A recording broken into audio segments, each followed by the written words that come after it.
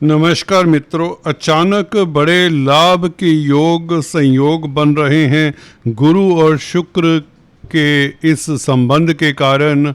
आपको बता दें, अभी अभी कुछ मिनट पहले शुक्र ने किया है राशि परिवर्तन और गुरु शुक्र दोनों इकट्ठे आपके अष्टम भाव में गोचर करेंगे। बहुत ही बेहतर स्थिति में गुरु आ चुके हैं 2 जून से और आज अभी अभी शुक्र का साथ मिलेगा गुरु को। और आपको ये बताना चाहता हूँ, शुक्राचार्य आपकी कुंडली में 11वें भाव के भी मालिक हैं, जो कि लाभ का घर होता है, आय का भाव होता है, इनकम का भाव होता है। तो शुक्र के कारण आपकी इनकम का ग्राफ अकस्मात ढंग से बढ़ने वाला है, क्योंकि अष्टम भाव से जो घटनाएं देखी जाती हैं वो अचानक होती। यहाँ पर मैं अक्सर आपको बताता आया हूँ, शुभ ग्रह अच्छा फल देते हैं और अशुभ ग्रह बुरा फल देते हैं। यहाँ पर शुक्र हालांकि असहज कहे जा सकते हैं, क्योंकि चंद्रमा की राशि में है। चंद्रमा शुक्र के मित्र तो नहीं होते, परंतु शुक्र के नक्षत्र बहुत अच्छे हैं।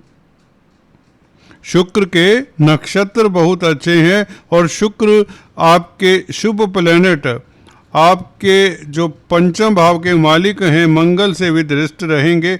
हालांकि गुरु भी दृष्ट रहेंगे मंगल से। मंगल की चतुर्थ दृष्टि इस गुरु और शुक्र की युति के ऊपर रहेगी। ये अच्छी है, क्योंकि पंचमेश है मंगल, आपके पूर्व पुण्यों के भाव के मालिक है मंगल, पास्ट कर्मों के मालिक है मंगल। तो गुरु शुक्र का ये संबंध, और यहाँ पर भद्र नामक राजयोग भी बना हुआ है, ये अच्छा है। तृतीय भाव में राहु, ये सब बेहतरी की ओर ले जाते हैं। अगर किसी मेरे भाई बहन को किसी कारण नौकरी में, व्यापार में दिक्कत हुई है, तो यह गोचर खासकर मंगल बुध गुरु शुक्र का आपके लिए लाभकारी है, इवन राहु का।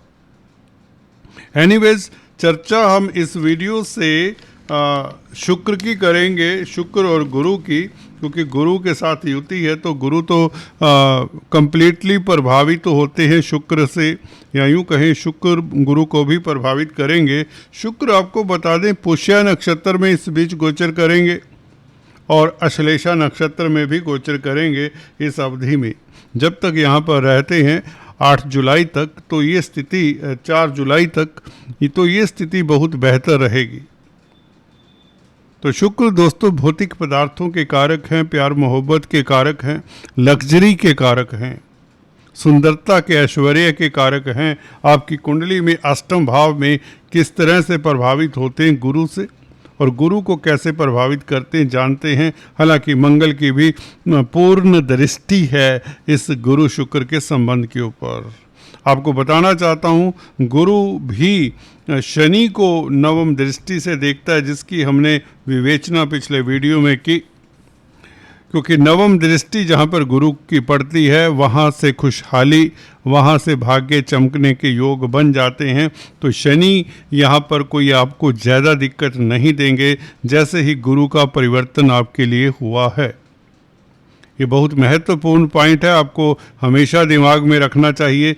जो ज्योतिष आपको ढैया से डराते हैं, उनके लिए ये काट है, क्योंकि शनि वैसे ही जब गुरु से प्रभावित हों तो नेगेटिविटी छोड़ देते हैं।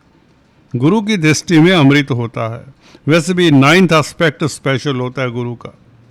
शुक्र की बात कर रहे थे, शुक्र 11वें भाव का मालिक है, गुरु लगन के मालिक है और चतुर्थ भाव के मालिक है। हालांकि शुक्र 6ठे भाव के भी मालिक है।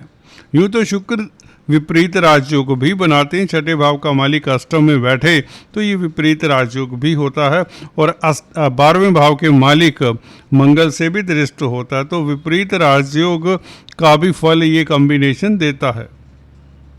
मंगल 12वें भाव के मालिक हैं, शुक्र 6ठे भाव के मालिक हैं, तो अष्टम भाव को प्रभावित करता है 12वें भाव का मालिक मंगल और 6ठे भाव का मालिक शुक्र। तो इस नाते विपरीत स्थितियों के चलते भी आप कमाल करने वाले हैं, आपकी प्रतिष्ठा बढ़ती है। ये पुष्य नक्षत्र में बहुत जल्द प्रवेश कर जाएंगे 11 तारीख से। पुष्य नक्षत्र शनि का नक्षत्र है और शनि रेवती नक्षत्र में बुध के नक्षत्र में पहले से ही गोचर कर रहे हैं और आपके कर्म भाव को 10th हाउस को देखते हैं, तो कैरियर के लिए, व्यापार के लिए स्थितियां बुरी नहीं होनी चाहिए। फिर भी जिनकी दशा अंतरदशा के कारण, जिनको अभी कैरियर में, नौकरी में या व्यापार में कोई दिक्कत है, तो ये शुक्र का गोचर भी सहाय होगा, हेल्पफुल होगा। शुक्र का पुष्य नक्षत्र में शनि के शुभ नक्षत्र में गोचर करना आपके धन की स्थिति बेहतर करता है, क्योंकि शनि धन भाव के मालिक हैं। देखिए, जब कोई ग्रह किसी ग्रह के नक्षत्र में हो और उसके भाव को देखे तो उस भाव के सुखद फल देता है। शुक्र यहाँ पर शनि के नक्षत्र में और शनि के द्वितीय भाव को देखता है, मकर राशि को देखता है, तो यहाँ पर 2nd हाउस के शुभ फल मिलने के योग बनते हैं। हालांकि गुरु की भी दृष्टि है, आप कहेंगे गुरु की नीच की दृष्टि है, परंतु गुरु की नीच की कोई दृष्टि नहीं होती। नीच के गुरु होते हैं मकर राशि में, परंतु इसकी दृष्टि अच्छी ही होती है गुरु की। तो शुक्र और गुरु दो शुभ ग्रहों का प्रभाव 2nd हाउस के ऊपर हो तो फैमिली का सुख मिले, आपका समय क्वालिटी टाइम फैमिली के साथ बीते और आपका बैंक बैलेंस बढ़े, धन संचय के योग बने, आपकी मान प्रतिष्ठा समाज में बढ़े।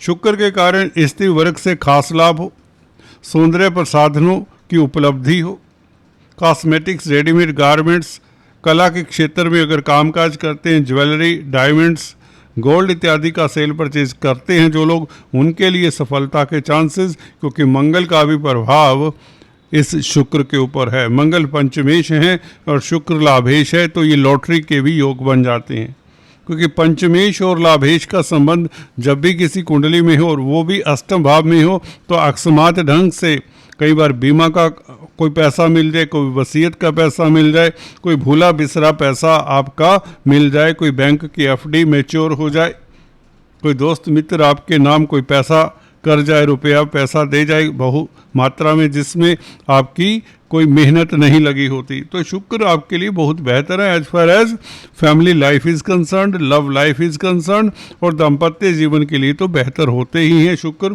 क्योंकि यहाँ पर कर्क राशि में है, चंद्रमा की राशि में शुक्र थोड़े से चंचल हो जाते हैं, यूँ कहें इमोशनल करते हैं, आपको सेंटिमेंटल करते हैं, प्यार मोहब्बत को लेकर आप थोड़े सेंटिमेंटल रहेंगे, प्रियतम प्रेयसी के साथ यूँ तो समय आपका अच्छा बीतेगा। क्योंकि बुध स्वग्रही हैं 7th भाव में, तो आपका व्यापार का जीवन अच्छा होगा, डेली आमदन में वृद्धि होगी और अदालती मसलों में कहीं ना कहीं आपको राहत मिलती है या जीत की संभावनाएं बनी रहती है। सूर्य 15 जून तक जब तक यहाँ पर हैं 6th हाउस में वृषभ राशि में, तो आपकी सरकारी तंत्र में हार तो नहीं होती। हालांकि सूर्य शनि से दृष्ट हैं, परंतु सूर्य 6ठे भाव में स्ट्रोंग होते हैं। मंगल यहाँ पर जरूर पापकर्त्री में आ जाते हैं, फिर भी मंगल अपनी राशि में होने से स्ट्रोंग हैं और जब शुक्र को देखते हैं तो डेफिनेटली अचानक से लाभ के योग बनते हैं। जी हाँ दोस्तों, अगर आप वैवाहिक हैं, मैरिड हैं, तो आपका मैरिज लाइफ अच्छा रहता है, रोमांटिक रहते हैं और आपको अच्छा समय बिताने का मौका मिलता है अपने प्रियतम प्रेयसी के साथ। तो शुक्र के कारण भौतिक सुख मिलते हैं और आय के साधन बढ़ते हैं। 11वें भाव का मालिक अष्टम भाव में लग्नेश के साथ बैठे तो ये लक्ष्मी योग अष्टम भाव में बढ़ता है। तो अष्टम भाव में बनने वाला ये लक्ष्मी योग कहीं ना कहीं जमीन जायदाद प्रॉपर्टी का सुख दे सकता है, पेरेंटल प्रॉपर्टी का विवाद हल हो सकता है। शनि के ऊपर गुरु की दृष्टि, जी हाँ दोस्तों, शनि के ऊपर गुरु की 9वीं दृष्टि है और शनि के नक्षत्र में शुक्र 23 तारीख तक रहेंगे, तो कहीं ना कहीं शनि से संबंधित अगर कामकाज करते हैं तो आपको लाभ होगा। ये भी शुक्र की ओर से इशारा है। जी हाँ दोस्तों, शुक्र पुष्य नक्षत्र में शनि संबंधित कामकाज से भी लाभ होगा और इधर अश्लेषा नक्षत्र में भी गोचर करेंगे 23 जून से लेकर 4 जुलाई तक। तो बुध का नक्षत्र है, बुध व्यापार के कारक हैं, व्यापार में स्थितियां उत्तम रहेंगी, रोजमर्रा की आमदन बढ़ेगी और कैरियर को लेकर कोई सुखद समाचार मिल सकता है। अगर किसी जॉब में दिक्कत रही है तो उसका सलूशन मिल सकता है और अगर आप जॉब की तलाश में हैं तो जॉब भी मिल सकती है। ज़्यादातर यहाँ पर बिजनेस के योग भी अच्छे बनते हैं क्योंकि बुध के नक्षत्र में 23 जून से तो व्यापार के लिए समय अच्छा हो जाता है। वैसे भी गुरु का आपके अष्टम भाव में गोचर करना और आपके गोपनीय कष्ट दूर होते हैं। बेसिकली यहाँ पर शुभ ग्रह, फिर से रिपीट कर दूं, बैठे हों तो आपको किसी तरह की चिंता करनी नहीं चाहिए। वैसे भी कोई चिंता है उसका हरण होता है, तो कष्टों से आप मुक्ति पाते हैं। मंगल की दृष्टि, संतान को लेकर किस तरह की दुविधा है, गुरु के ऊपर प्रभाव मंगल का है, तो संतान को लेकर किस तरह की दुविधा है वह भी दूर होती है। और शेयर स्टॉक मार्केट से खास लाभ के योग बनते हैं। मंगल का प्रभाव गुरु के ऊपर ये अच्छा है, साथ में शुक्र का योग जो कि 11वें भाव के मालिक है, तो लाभ होता है। स्पेकुलेशन से भी, शेयर स्टॉक मार्केट से भी अचानक से लाभ के योग बनते हैं। तो कुल मिलाकर ये गुरु शुक्र का संबंध आपके लिए राजसी ठाठ बाट देने वाला, समाज में प्रतिष्ठा देने वाला है। राहु के कारण आप दलेर रहेंगे, पराक्रमी रहेंगे, शत्रुहंता रहेंगे, और इधर सूर्य के कारण भी आप शत्रुहंता रहेंगे। हालांकि शनि की दृष्टि है, जिनका कोर्ट कचहरी में मसला है, they should be bit watchful. और सूर्य के निमित्त रविवार के दिन गुड़ गेहूं का दान कर ही देना चाहिए। कुल मिलाकर अमावस के दिन इस तरह के दान किए जाते हैं तो अच्छा रहता है। 14 तारीख की अमावस है। इस 14 जून को अधिक मास का अंत होता है 15 जून से, तो ये 14 और 15 तारीख को गुड़ गेहूं का दान करें, तेज पत्ता का, रेड राजमा का दान करें। तो जिनकी सूर्य की दशा, अंतर्दशा, ये सूर्य को लेकर कोई प्रॉब्लम है, कोर्ट कचहरी में कोई प्रॉब्लम है, किसी तरह की पेनल्टी सरकार से लगी हुई है, उन्हें ये दान 14 तारीख अमावस को करने से सुखद फल मिलेगा। खासकर जिनकी कुंडली में पितृदोष इत्यादि भी होते हैं, उनके लिए भी स्थितियाँ अनुकूल रहेंगी। हालांकि गोचर बहुत अच्छा है, सो आपको चिंता की जरूरत नहीं है। आज इतना ही, फिर से मिलते हैं, तब तक के लिए अपना ध्यान रखिए। Thank you so much.